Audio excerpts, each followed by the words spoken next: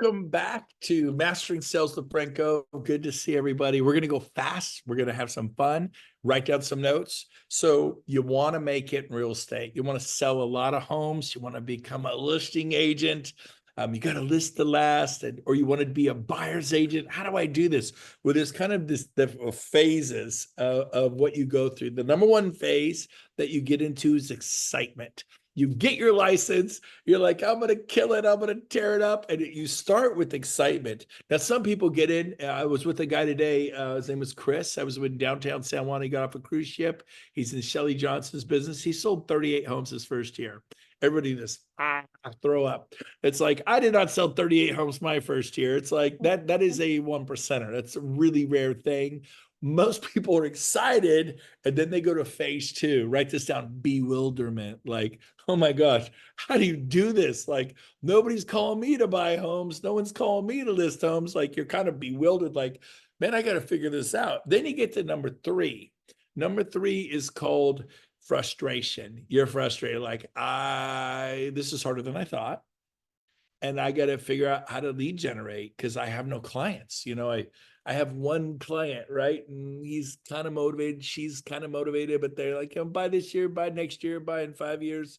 And they're all you got. You got your test tube client, and test tube baby. So what you want to have is a funnel, baby. You want to have a funnel. And that means you got to master lead generation. That's the most important thing for you to make it real estate, commercial, luxury, residential, mass agent attraction, master lead generation. And that leads you to number four, desperation.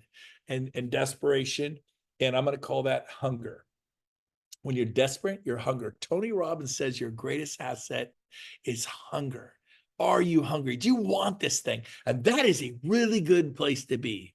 Some people go to misery. They wallow in it. They're like, oh, woe be me this and woe be me that. And I can't do this. My car's terrible. I don't have nice clothes. I'm not outgoing. And you're so focused on all the reasons why you can't make it. And so you got to go from that stage, four, where you're kind of desperation, you're hungry and you want it. Hopefully you're not miserable. If you're miserable right now, you're in trouble. If you're frustrated, if you're angry at yourself, not the Federal Reserve Board, not Trump, not Biden, then you're angry at the right person. And you don't hate yourself. Self-loathing is not the key, but you got to be a little mad at yourself. He's like, you know what? This is on me. I got to own this. And I'm going to put my chin out there and I'm going to door knock, and I suck, but I'm going to do 50 homes a day. At the end of a week, I'll do 250, or I'm going to call the expireds. I'm calling 10 a day. At the end of a week, I'll have called 50. If I do it Monday through Saturday, I've called 60. At the end of the month, I would have called 120, 240 expireds in a month. And if you're horrible, you're going to trip over one or two. You're going to get some listings. And then you get better and better and better and better and better. So the key to being great is being terrible and being willing to look foolish and stupid till you look good. Like, I am super comfortable talking to a for sale by owner. I'm super comfortable talking to expired.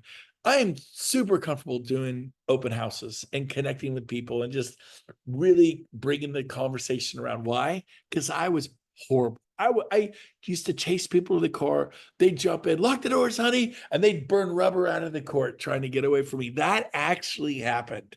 It happened the first open house I ever did. But I was hungry. I literally fall for the car. No, it's my car. Call me. I'll be like, hit it, baby. Oh, out of the parking lot they went. I was a RE/MAX agent holding a Coldwell Banker listing open with Coldwell Banker open house signs because I didn't have open house signs. I'm new. And they're like, well, you can't hold another company's house listing. I did all the time. I've done that for decades. I've taught it. Find the best listings in the best areas and hold those open. They don't have to be from EXP. They could be from Real. They could be from Sotheby's. They could be from Keller Williams. And say, can I hold your home open? You call Coldwell Banker agent. It's so funny. Can I hold your home open? No, Coldwell Banker does not allow that. We don't allow other agents. You can join Coldwell Banker where you can hold it open. Well, are you thinking of your seller? Because you have a fiduciary to a seller. You're thinking of the company.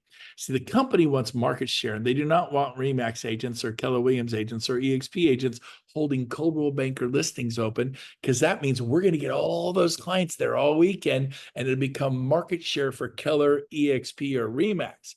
Coldwell Banker wants Coldwell Banker agents to open, so they get all those leads all weekend. It becomes a market share for Coldwell Banker. See, they don't have the fiduciary of the seller in mind, do they? They have, well, it's a legal thing. No, it's not. Anyone could hold an open house. You don't even need a license to hold an open house.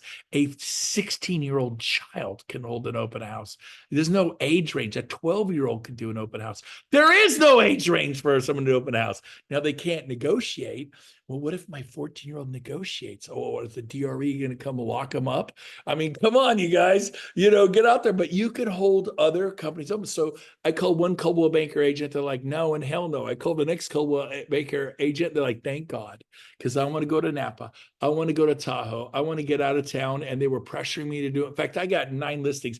Anytime you want to hold one of my listings open, yes, call me, because I hate open houses. I've been in real estate for 10, 15, 20 years. I don't want to do them. I don't make a note of that. Oh, I'm calling Carolyn Church. She's like, I'm calling Jenny Lowry. I'm calling Laura Marie. I'm calling Jason Hamilton. Man, I love that guy. He says, anytime you want, I'm always getting pressure. I'll give you an open house. And so I have my list. And I did it. I worked them like a dog. But again, first you're excited, then you're bewildered, then you have frustration, and almost a little fear can kick in there, like, oh my gosh, I'm going to run out of money. Maybe you're already out of money really quickly.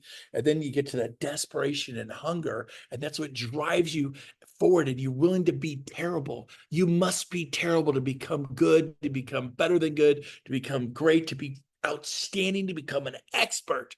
And it's this rite of passage. And it's like the phoenix that rises from the ashes. We love Seabiscuit. Around the corner, here comes Seabiscuit. You're Seabiscuit. You're the phoenix. You have a story to tell, but you've got to suffer. It's a rite of, but we love that, man. That story, that's what bootstrapping it, man. Baling wire and bubble gum and on your knees in prayer, baby. And so that is how you become a commercial agent. That is how you become a luxury agent. You take your ego and you check it at the door. Listen to me, you're going to be terrible. You're going to say dumb things. You're going to do it wrong.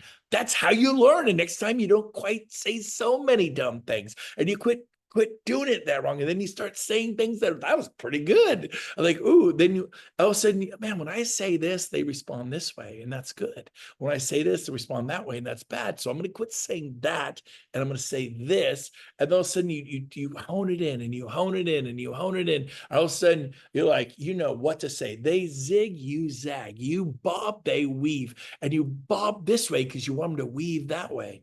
You zig because you want them to zag that way. And it's a dance. And you go from being very awkward dancer to being an amazing ballroom dancer, or an amazing country western dancer, or an amazing dancer like Fred Astaire or whoever, like me. I'm a great dancer now. Just kidding. I'm a horrible dancer. But if I worked at it, I have full faith I could be a great dancer. The truth is, you can be great at anything in life. No, I can't. You're probably right if you believe that. I believe that I could be a great dancer if I studied and got a coach and was willing to. It's kind of embarrassing. You get out there and, I learned from Hitch, keep it tight, the movie Hitch and Will Smith, just keep it tight. But of course, when people aren't looking, I'm like, I'm doing the sprinkler. I'm like, whoa, it's fun. That's me. But it doesn't look pretty, but I'm having a good time. And you get to the point we just don't care anymore. And like why Wendy, she said she did 5 multi-million-dollar listing appointments. She lost every one of them because she wasn't herself. But when she showed up as herself, people fall in love with you. I'm talking you, man. You can't fake authenticity. Just be you. And as soon as she was heard and she was real, people resonate with that. She started mowing down multi-million-dollar listings again and again and again. And next week at this time at 2:10 Pacific, 5:10 Eastern, Wendy Goss is going to teach you how she became a high-end multi-million listing, 6, 8, 10, 12, $14 million listings. Let me tell you, when you get a check for $200,000, $300,000, $400,000 and you sold one home, it feels good. I should have Doni on here. She was doing residential and she switched to commercial and she landed a corporate account. Her first commission check was over $1 million. Her first commission check was 7 digits. She's like, what? And she's been in real estate 4 years. And if you've been doing this 10, 20, 30 years, I hope it ticks you off. Sweet little Doni, who's from China and took the real estate exam, not once, not twice, not 3 times, not 4 times, not 5 times, not 6 times, 7 times. She passed the 7th time. I promise you, if I went to China and took their real estate exam, which they don't have one, but if they did, I'd probably take it 50 times. Like, I don't speak Mandarin Chinese. I don't know the dialect. I don't know if I'd ever pass her test. I admire and respect her.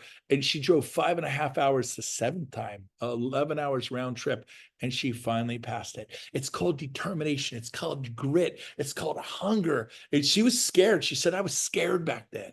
Some of you just are too comfortable. So, and then the 6th stage, I kind of hit on it, was going through the struggle, man. Or the 5th stage, because I come on in desperation and hunger. So it's the 5th stage is struggle, embracing the struggle.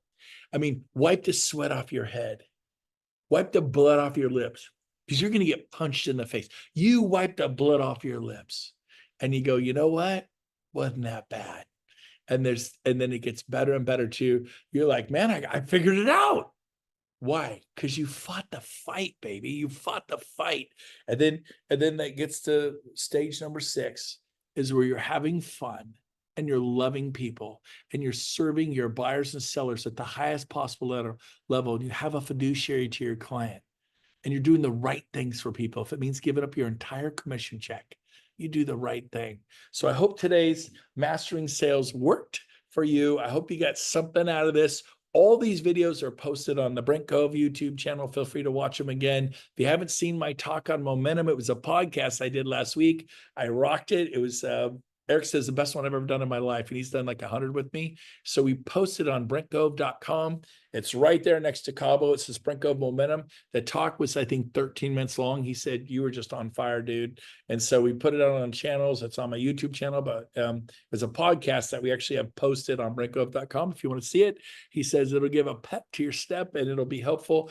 Anyways, that's it for now. Love you guys. We'll see you next week. Same time, same place. Happy Thanksgiving. Merry Christmas. Happy holidays.